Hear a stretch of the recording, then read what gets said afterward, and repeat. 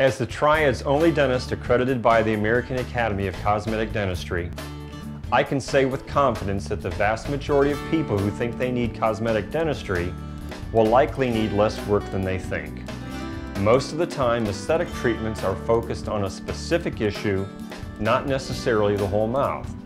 When discussing the options, it is helpful for you to be very specific about what you want to see improved. I would like to close the gap between these teeth, or I'm not happy with the color of my teeth, or I want these gray fillings to go away. As a cosmetic dentist, I want to understand first and foremost what success looks like to my client.